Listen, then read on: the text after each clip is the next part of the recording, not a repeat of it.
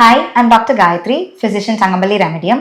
സ്ത്രീകളിലെ reproductive health അല്ലെങ്കിൽ പ്രത്യുത്പാദന ശേഷിക്ക് അനുയോജ്യമായ ദിനചര്യ രീതികൾ എന്തൊക്കെയാണ്? ഇന്ന് നമ്മൾ ഇതിനെക്കുറിച്ചാണ് ഇവിടെ ഡിസ്കസ് ചെയ്യുന്നത്. നമ്മളോടൊപ്പം ഡോക്ടർ ഷാനി ഉണ്ട്, senior physician Changampally Vaidyabhavan. So doctor, എന്താണ് ദിനചര്യ? ആദ്യം തന്നെ നമുക്ക് അതിൽ തന്നെ സ്റ്റാർട്ട് ചെയ്യാം. വാട്ട് ഈസ് ദിനചര്യ ഡോക്ടർ? ദിനചര്യ എന്ന് പറയുന്നത് ശരീരവും മനസ്സും ശരീരത്തിൻ്റെ മനസ്സിൻ്റെ ആരോഗ്യം നല്ല രീതിയിൽ നിലനിർത്തി കൊണ്ടുപോകാൻ വേണ്ടിയിട്ട് നമുക്ക് ദിവസേന പാലിച്ചു വരാവുന്ന നിത്യകർമ്മങ്ങളെയാണ് ദിനചര്യ എന്ന് പറയുന്നത്. അഷ്ടാംഗ ഹൃദയത്തിൽ വാഗ്ഭടൻ ഒരു ചാപ്റ്റർ തന്നെ ദിനചര്യക്ക് വേണ്ടിയിട്ട് ചെയ്തിട്ടുണ്ട്. നമ്മൾ കംപ്ലീറ്റ് ആയിട്ട് അത് പഠിക്കുന്നതാണ്. പിന്നെ ഇപ്പം ദിവസവും നമ്മളിപ്പോൾ രാവിലെ എണീക്കുന്നുണ്ട്, ഉറങ്ങുന്നുണ്ട്, അതേപോലെ ഭക്ഷണം കഴിക്കുന്നുണ്ട്, കണ്ണെഴുതുന്നുണ്ട്, കുളിക്കുന്നുണ്ട്. ഈ കാര്യങ്ങളൊക്കെ എങ്ങനെ ചെയ്യണം, ഏത് രീതിയിൽ ചെയ്യണം എന്നുള്ള വ്യക്തമായിട്ടുള്ളൊരു വിശദീകരണം അതിൽ പറയുന്നുണ്ട്. ഡോക്ടർ, ഇപ്പം നമ്മളുടെ ഇപ്പോഴുള്ള ഒരു ഗർഭധാരണ ശേഷി നിലനിൽക്കാൻ വേണ്ടി മാനസികവും ശാരീരികവുമായ എന്തൊക്കെ ദിനചര്യ രീതികളാണ് നമ്മൾ ഫോളോ ചെയ്ത് വരേണ്ടത്? അതിപ്പോൾ പറഞ്ഞ പോലെ തന്നെ നമ്മൾ ചില കാര്യങ്ങൾ വളരെ ശ്രദ്ധിച്ച് ചെയ്യുമ്പോൾ അതിൻ്റെ ഗുണം കൂടും. നമ്മൾ സ്ഥിരം ഇപ്പോൾ ബ്രീത്തിങ് നമ്മൾ സ്ഥിരമായിട്ട് ചെയ്യുന്നൊരു കർമ്മമാണെങ്കിലും പ്രാണായാമം ചെയ്യുമ്പോൾ അതിൻ്റെ എഫക്റ്റ് വേറെ ഉണ്ട്. അതേപോലെ തന്നെയാണ് ഇപ്പോൾ ദിനചര്യ ഫോളോ ചെയ്യുമ്പോഴും നമുക്ക് കിട്ടുന്ന റിസൾട്ട് എന്ന് പറയുന്നത്.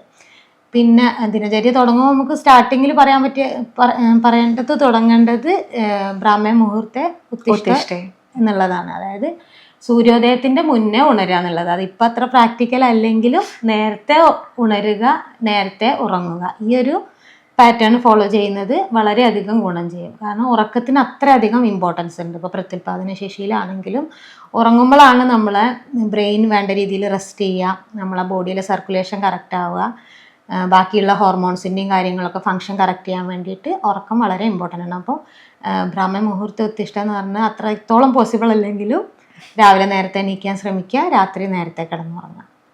ഇപ്പം നമ്മളിപ്പോൾ വളരെ കോമൺ ആയിട്ട് കാണുന്നതാണ് ഈ ഹോർമോണൽ ഇംബാലൻസസ് കാരണം വരുന്ന രോഗങ്ങളും കാര്യങ്ങളൊക്കെ. അപ്പം ഹോർമോണൽ ഇംബാലൻസിനെ നമുക്കൊന്ന് പ്രിവെന്റ് ചെയ്ത് നിർത്താം, അല്ലെങ്കിൽ അതിനൊന്ന് മെയിൻറ്റെനൻസിന് വേണ്ടിയിട്ട് നമുക്ക് എന്തൊക്കെ ദിനചര്യ രീതികളാണ് ഫോളോ ചെയ്യാൻ പറ്റുക, അല്ലെങ്കിൽ എന്തൊക്കെ ഫുഡാണ് നമ്മളിപ്പോൾ ഈ ഡെയിലി റെജിമെന്റ്സിൽ ഇൻക്ലൂഡ് ചെയ്തിട്ട് വരേണ്ടത്? ഇപ്പോൾ ജനറലായിട്ട് ഇപ്പോൾ പറയുകയാണെന്നുണ്ടെങ്കിൽ നമ്മളിപ്പോൾ രാവിലെ എണീക്കുന്നത് തൊട്ട് നെക്സ്റ്റ് നമ്മൾ ജനറലായിട്ട് എടുക്കാൻ പറ്റുന്ന ഇപ്പോൾ നാക്ക് വടിക്കുന്നത് വരെ നമ്മൾ ദിനചര്യയിൽ പറയുന്നുണ്ട്. നാക്ക് വടിക്കുക എന്ന് വെച്ചാൽ നമ്മൾ ആമത്തിനെ ചെറിയ രീതിയിൽ പുറന്തള്ളുന്ന രീതിയിലാണ്. അപ്പോൾ അജീർണത്തിനെ കുറയ്ക്കാൻ വേണ്ടിയിട്ട് നല്ല രീതിയിൽ ഹെൽപ്പ് ചെയ്യും. പിന്നെ കുടിക്കുന്ന വെള്ളം നന്നായി തിളപ്പിച്ചിട്ട് ചെറിയ ചൂടിൽ ആ വെള്ളം എടുക്കുക. അപ്പോൾ ജീരകം, എള്ളൊക്കെ ചേർത്തിട്ടുള്ള വെള്ളം ദിവസേന കുടിക്കുന്നതൊക്കെ, എള്ള് നല്ല രീതിയിൽ പ്രത്യുൽപാദനത്തിന് നമ്മളെ പീരിയഡ്സിൻ്റെ റെഗുലാരിറ്റീസ് ഒക്കെ റെഗുലേറ്റ് ചെയ്യാനൊക്കെ നല്ല രീതിയിൽ ഗുണം ചെയ്യും. അപ്പോൾ അങ്ങനെ വായ ക്ലീൻ ചെയ്യാനും ആ ഒരു പാറ്റേൺ നമുക്ക് സ്വീകരിക്കാൻ പറ്റും. പിന്നെ കുളി വളരെ പ്രധാനമായിട്ടുള്ളൊരു കാര്യമാണ്. അതിന് എണ്ണ തേച്ച് കുളി എന്ന് തന്നെ പറയാം. അപ്പോൾ ആയുർവേദത്തിൽ പറയുന്നത് ദിവസേന എണ്ണ തേച്ച് കുളിക്കണം എന്നാണ്. എക്സാമ്പിൾ ആയുർവേദത്തിൽ പറയുന്നത് എന്താണെന്ന് വെച്ചാൽ നമ്മൾ കാളവണ്ടി, കുതിരവണ്ടി ഒക്കെ പോലെ അതിനൊക്കെ ഓയിൽ ഒഴിച്ച് കൊടുക്കുമ്പോഴാണ് അതിൻ്റെ ഫങ്ഷൻ പ്രോപ്പർലി വർക്ക് ചെയ്യുന്നത്. അതേപോലെ നമ്മളെ ശരീരത്തിലും എണ്ണേൻ്റെ യൂസ് വരണം എന്നുള്ളതാണ് നമ്മളെ ഫങ്ഷൻസ് ഒക്കെ വർക്ക് ചെയ്യാൻ വേണ്ടിയിട്ട്. ഈ ദിനചര്യ ലംഘനങ്ങൾ, അതായത് നമ്മൾ ഇത് കറക്റ്റായിട്ട് ഫോളോ ചെയ്ത് വന്നിട്ടില്ലെങ്കിൽ നമുക്ക് വരാൻ ചാൻസസ് ഉള്ള രോഗങ്ങൾ, അല്ലെങ്കിൽ നമുക്ക് എന്തൊക്കെ രീതിയിലായിരിക്കും അതിന്റെ ആഫ്റ്റർ എഫക്ട്സ് കണ്ടു തുടങ്ങുന്നുണ്ടാവുക? ഇതിപ്പോൾ ദഹനം കറക്റ്റ് ചെയ്യണമെന്ന് പറഞ്ഞ പോലെ തന്നെ നമ്മൾ ടോക്സിക് മെറ്റീരിയൽസിനെ നല്ല രീതിയിൽ പുറന്തള്ളണം. അപ്പോൾ വയറിളക്കുന്നതിന് വളരെയധികം പ്രാധാന്യമുണ്ട്. മലം ഒഴുക്കി കളയുന്നത് വളരെ കൃത്യമായിട്ട് ഡെയിലി ചെയ്യേണ്ട ഒരു പ്രോസസ്സാണ്. അതിലെന്തെങ്കിലും ബുദ്ധിമുട്ടുള്ള ചിലർക്ക് കോൺസ്റ്റിപ്പേഷൻ ഉണ്ടാവാം. അങ്ങനത്തെ കേസിൽ നമ്മൾ കൃത്യമായ മരുന്നുകൾ എടുത്തിട്ടും മലം പുറന്തള്ളേണ്ടത് വളരെ ഇമ്പോർട്ടൻസ് ഉണ്ട്. കാരണം അജീർണമായിട്ടുള്ളത് അല്ലെങ്കിൽ ടോക്സിക് മെറ്റീരിയൽസ് വയറ്റിലുള്ളതിനെ പുറന്തള്ളാനും വയറിനെ ക്ലിയർ ചെയ്യാനും, അതായത് ടോക്സിക് മെറ്റീരിയൽ പുറന്തള്ളപ്പെട്ടാൽ തന്നെ നമുക്ക് പ്യൂരിഫിക്കേഷൻ നടക്കുകയാണ് ബോഡിയിൽ. അതിന് വളരെയധികം ഇമ്പോർട്ടൻ്റ് ഉണ്ട്. അപ്പോൾ അതേപോലെ തന്നെ ഭക്ഷണം, നമ്മൾ കഴിക്കുന്ന ഭക്ഷണത്തിനും അതിൻ്റെ പ്രാധാന്യമുണ്ട്. പുതുമയുള്ള ഭക്ഷണങ്ങളും വളരെ ലഘുവായിട്ടുള്ള ഭക്ഷണങ്ങളുമാണ് നമ്മൾ നിത്യേന കഴിക്കേണ്ടത്. അതിൽ ഫ്രൂട്ട്സും വെജിറ്റബിൾസും കൂടുതൽ ഇൻക്ലൂഡ് ചെയ്യുക, നട്ട്സ് ഇൻക്ലൂഡ് ചെയ്യുക. പിന്നെ ദഹനം, അതിപ്പോൾ പീരിയഡ്സ് ടൈമിൽ, അങ്ങനത്തെ ഹോർമോണൽ ഇഷ്യൂസ് ഉള്ള ടൈമിലൊക്കെ നമ്മൾ വളരെ ദഹിക്കാൻ എളുപ്പമുള്ള ഭക്ഷണങ്ങൾ തിരഞ്ഞെടുക്കുകയാണ്. കുറച്ച് ചൂടുള്ളതും പുതുമയുള്ളതുമായ ആഹാരങ്ങൾ, അതായത് ഫ്രിഡ്ജിൽ വെച്ചതും പഴയ ഫുഡുകളും ജങ്ക് ഫുഡുകളൊക്കെ ഒഴിവാക്കുന്നത് വളരെയധികം ഗുണം ചെയ്യും. പിന്നെ ഡോക്ടർ ചോദിച്ചതിൽ രോഗങ്ങളെന്ന് പറയുന്നത് ലൈഫ് സ്റ്റൈൽ ഡിസോർഡേഴ്സ് തന്നെയാണ് നമുക്ക് കൂടുതലായിട്ട് ബുദ്ധിമുട്ടുകൾ കാണുന്നത്. ഉറക്കക്കുറവ് ഇപ്പോഴത്തെ ഒരു പാറ്റേൺ വെച്ച് നോക്കുമ്പോൾ വളരെ ലേറ്റായി ഉറങ്ങുന്നവരും രാവിലെ എണീക്കാത്ത ഒരു പാറ്റേൺ ആണ് വരുന്നത്. അതുകൊണ്ട് തന്നെ ഒരുപാട് ഹെൽത്ത് ഇഷ്യൂസ് നമുക്ക് കണ്ടുവരുന്നുണ്ട്.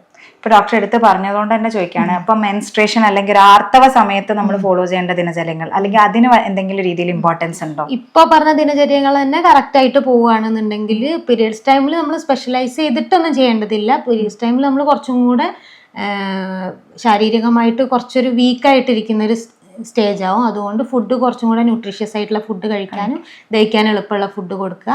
പിന്നെ വയറുവേദന ബുദ്ധിമുട്ട് കാര്യങ്ങളൊക്കെ ഉണ്ടെങ്കിൽ അതിന് വേണ്ടി രീതിയിലുള്ള ലോക്കലൈസ്ഡ് ട്രീറ്റ്മെന്റുകൾ എന്തെങ്കിലും ചെയ്യാൻ പറ്റും. പിന്നെ എണ്ണ തേച്ച് കുളീൻ്റെ പ്രാധാന്യം പറഞ്ഞ പോലെ തന്നെ നമ്മളെ ബോഡി സർക്കുലേഷൻ ഇമ്പ്രൂവ് ചെയ്യും എണ്ണ തേച്ച് കുളിക്കുമ്പോൾ. അതുകൊണ്ട് തന്നെ ലോക്കൽ ഏരിയയിലേക്കുള്ള സർക്കുലേഷൻ കൂട്ടാൻ നമുക്ക് പറ്റും.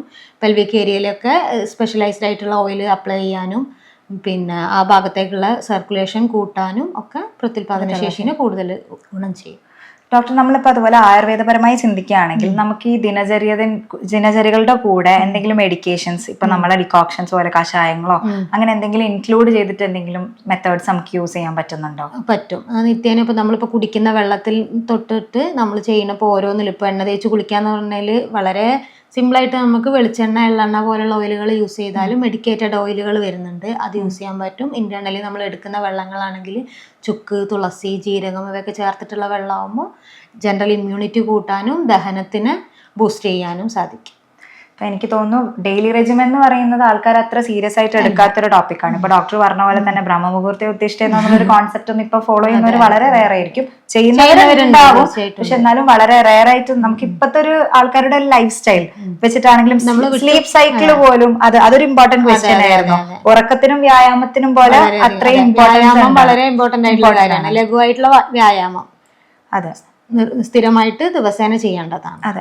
അപ്പൊ ഈ ഒരു സ്ലീപ്പ് സൈക്കിൾ പോലും കറക്റ്റ് ആയിട്ട് ഫോളോ ചെയ്യാൻ പറ്റാത്ത ഒരു തിരക്കേറിയ ഒരു ജീവിതം ആൾക്കാർ ഇപ്പൊ നയിച്ചുകൊണ്ടിരിക്കുന്നത്. അപ്പൊ ആ ഒരു സമയത്ത് ഡെയിലി റെജിമെന്റ്സിന്റെ ഇമ്പോർട്ടൻസ് ആണ് നമ്മളിപ്പോ ഇവിടെ ഹൈലൈറ്റ് ചെയ്ത് കാണിക്കാൻ വിചാരിച്ചിട്ടുള്ളത്. എല്ലാവർക്കും ഹെൽപ്ഫുൾ ആയി എന്ന് കരുതുന്നു. Thank you so much doctor.